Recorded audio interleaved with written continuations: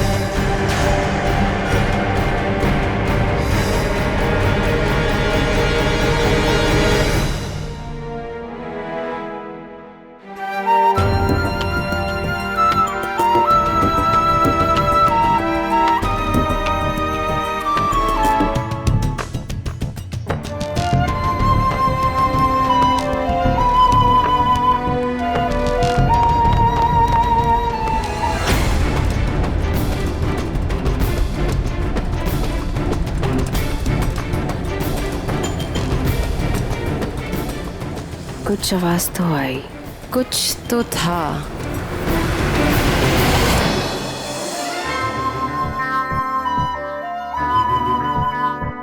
बिट्टू जी, बिट्टू जी, बिट्टू जी कहाँ है? बिट्टू जी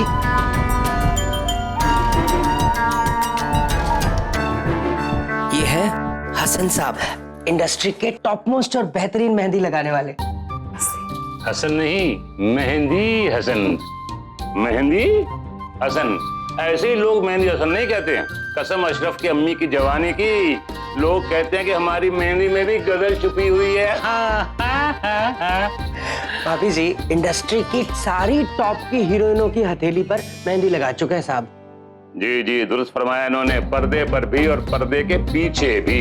कसम अशरफ की अम्मी की जवानी की, ऐसी ऐसी बलाओं के हाथों पे एक बार नहीं, चुपके चुपके दो चार बार मेहंदी लगा चुके हैं हाथों पे। हैं बिट्टू जी,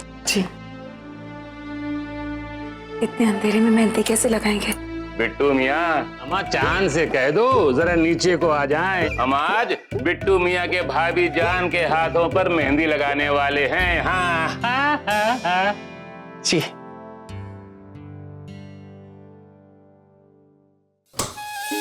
कई वाह।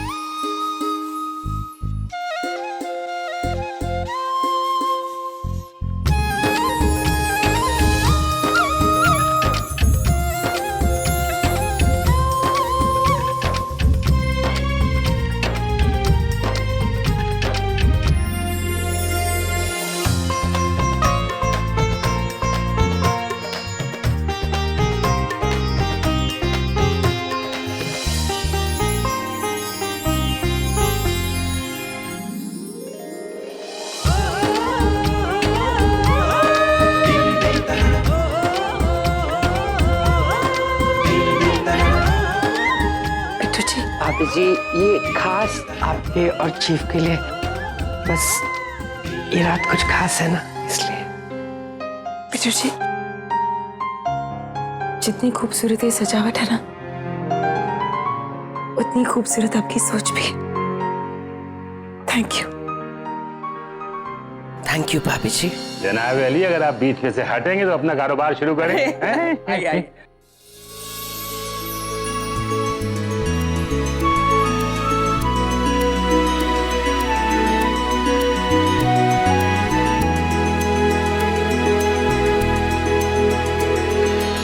मोहतरमा, हमने इंडस्ट्री वालों से कह दिया कि जब तक इंडस्ट्री के दो काबिल कंवारों की बेगमों की हाथों पर मेहंदी नहीं लगाते, ना तो हम इंडस्ट्री छोड़ेंगे और ना ही ये दुनिया। जी अरे भाई, दो ही तो काबिल कंवारे हैं, एक खान, अरे भाई सलमान खान, और एक हमारे आर के साहब हैं। अरे तो इसका मतलब अब तो एक ही कबारे रह गए ना। आरके तो क्लीन बोल्ड। हाँ मियाँ, आरके साहब की बेगम के हाथों में मेहंदी तो लग गई है। अरे भाई, अशरफ की अम्मी की जवानी की कसम, कितनी खूबसूरत बेगम पाई है आरके साहब ने। है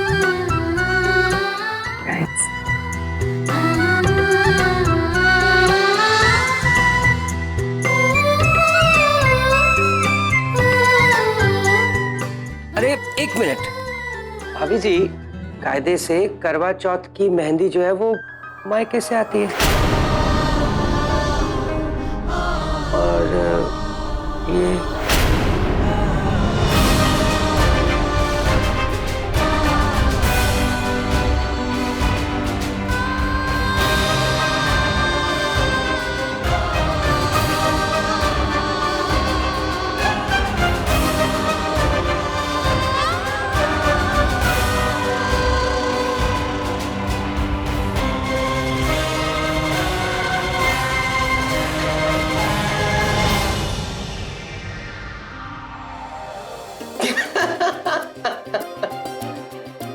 मैं ही लाया, रिलैक्स हो जाइए, पद्मिनी जी से लाया। Bittu ji, thank you. Most welcome. Hasan sahab लगाइए ना।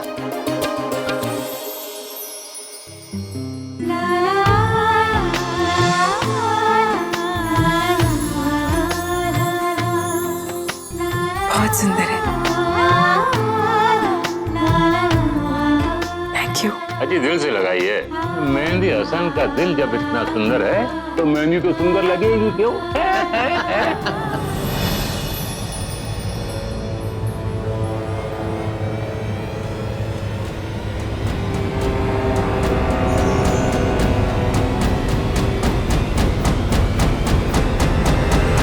Super super.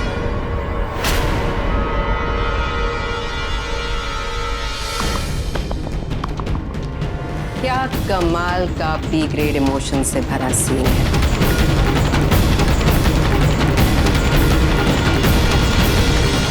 क्या हो गया भाभी जी? मम्मी जी ने बहुत साफ शब्दों में कहा था ना तुमसे मधुबाला कि तुम आरके के लिए व्रत नहीं रखोगी। लेकिन भाभी जी चाहते तो। बिट्टू जी, जब घर के मालिक बात कर रहे हों तो कुक, ड्राइवर और सेक्रेटरी जैसे लोगों को अपना मुंह बंद रखना चाहिए। भाभी, कहा था या नहीं उन्होंने?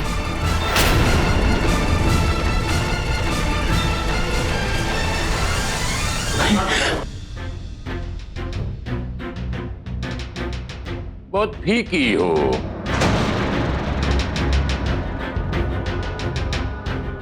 मेहंदी से गुफ्तगू कर रहा था मैं। मेहंदी हसन नाम है मेरा। खुदा हाफिज जी। खुदा हाफिज। खुदा हाफिज।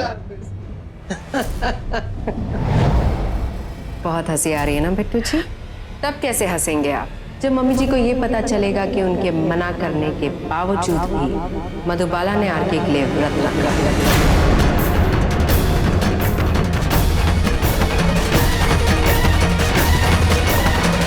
एक तो तुम उनकी मर्जी के बिना इस घर में जबरदस्ती घुसी पड़ी हो और ऊपर से अब उनकी बातें मानना भी बंद। अच्छा है, नफरत और बढ़ेगी तुम्हारे लिए। एक मिनट भाभी, माँ मुझसे नफरत नहीं करते। किस धोखे में हो मधुबाला? बहुत ज्यादा नफरत करती हैं वो तुमसे। जी नहीं, माँ मुझसे नफरत नहीं करती, वो मुझसे नाराज है और उनकी नाराजगी जायज है। और शायद आप नहीं जानती होगी, माँ अपने बच्चों से कभी नफरत नहीं कर सकती। नफरत और नाराजगी में फर्क होता है। और आज भी माँ की आंखों में मैं देख सकती हूँ, नाराजगी है पर साथ में प्यार भी।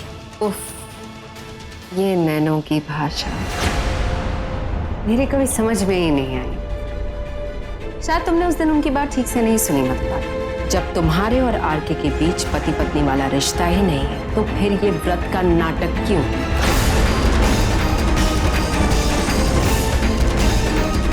भाभी जी कोई नाटक नहीं कर रही है, सब तेरा चरित्र नहीं आता उनको। आपसे बात नहीं हो रही है बिट्टू जी।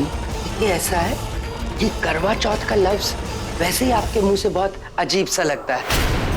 और भाभी जी ये व्रत चीफ की लंबी उम्र के लिए रख रही हैं, ना कि अपने लिए, और आंटी जी को पता चलेगा तो अच्छा ही लगेगा ना उनको। ओ, तो ये सब आंटी जी को अच्छा लगवाने के लिए किया जा रहा है। अगर दिखावा किया जाए तो, अगर दिखावा ना किया जाए तो कोई स्वार्थ नहीं। और मैं तो चुपके से मेहंदी लगवा रही हूँ। अरे वाह, हमारी मधुबाला के मुंह में तो जुबान भी है, पलट के जवाब देना भी शुरू हो रहा है।